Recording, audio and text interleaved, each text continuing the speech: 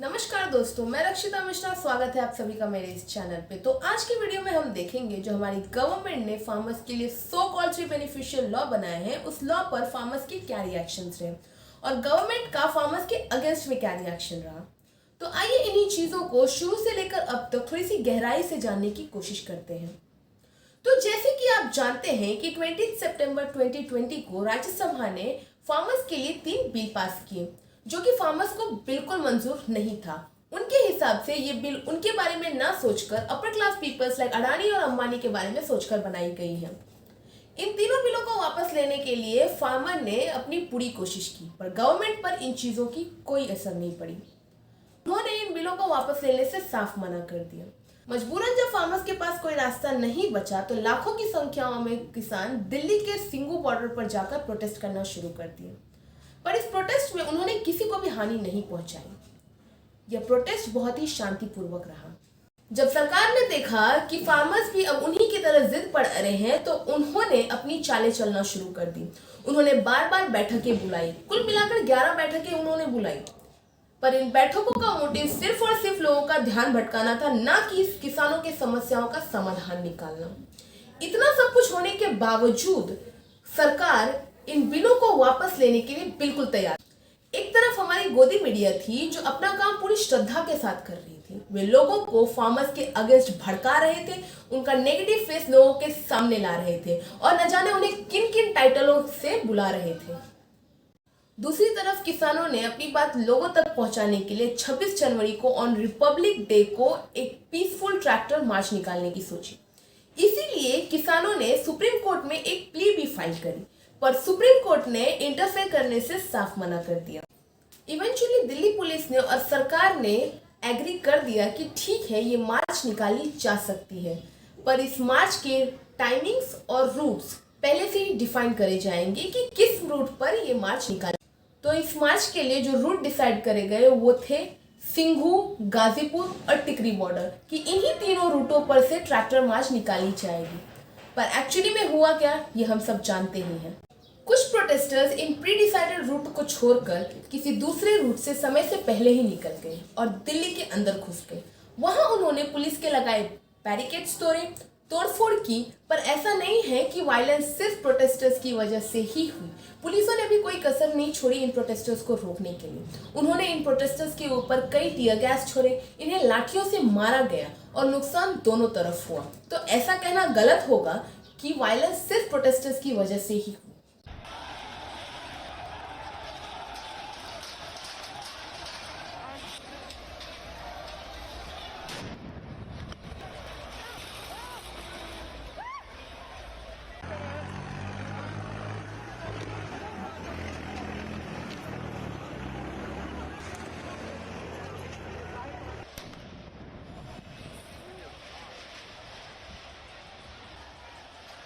वहां से निकलकर वे प्रोटेस्टर्स लाल किला पर पहुंचे।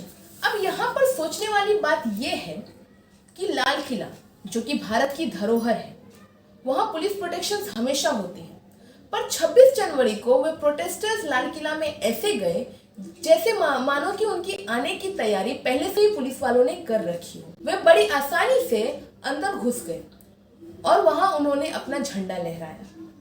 अब यहाँ पर कुछ न्यूज़ चैनल्स और कुछ सोशल मीडिया पर ट्रोल किया गया कि देखो कैसे इन्होंने हिंदुस्तान का तिरंगा उतारकर अपना खालिस्तान का झंडा लगा दिया, जो कि बिल्कुल झूठी न्यूज़ थी।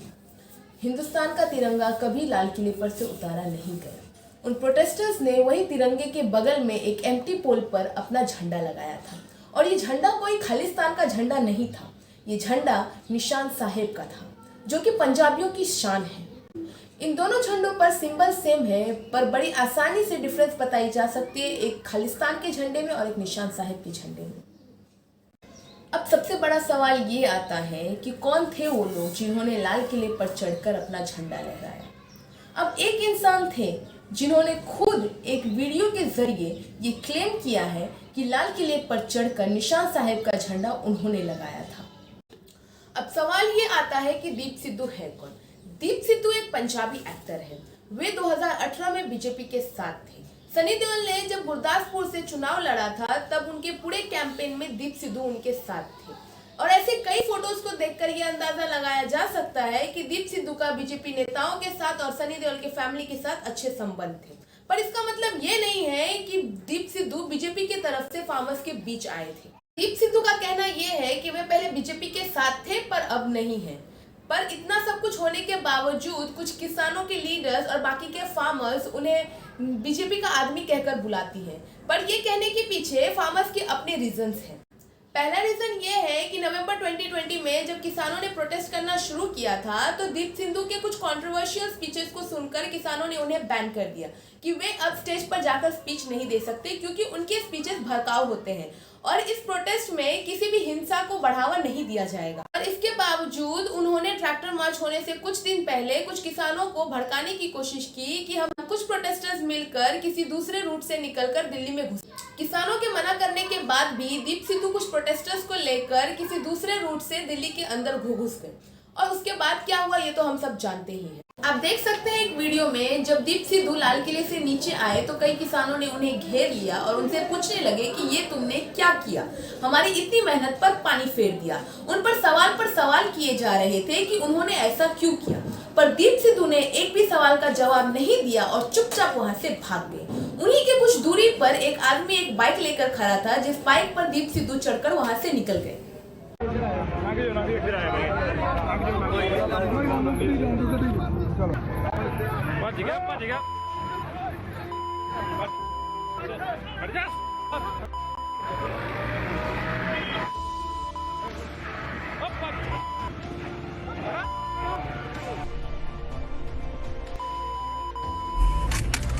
अब सवाल ये आता है कि दीप सिद्धू ने ऐसा क्यों किया। अगर वे किसानों के साथ ही थे तो वहां से चुपचाप भाग क्यों गए? क्यों नहीं उन्होंने वहीं पर रुककर किसानों को अपनी पॉइंट समझाई?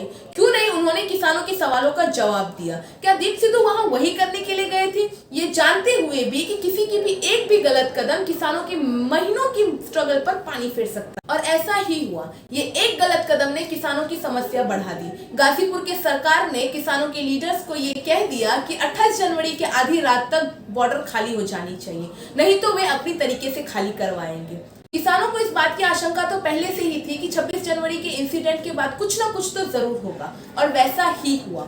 बॉर्डर पर पुलिस फोर्स बढ़ा दी गई, वहां की बिजलियां काट दी गई, पानी का सप्लाई बंद करवा दिया गया, वहां पर लगे सीसीटीवी कैमरास बंद करवा दिए गए। ये सब देखकर किसानों ने अपनी हिम्मत हार दी और अपने अपने घर लौटने लगे।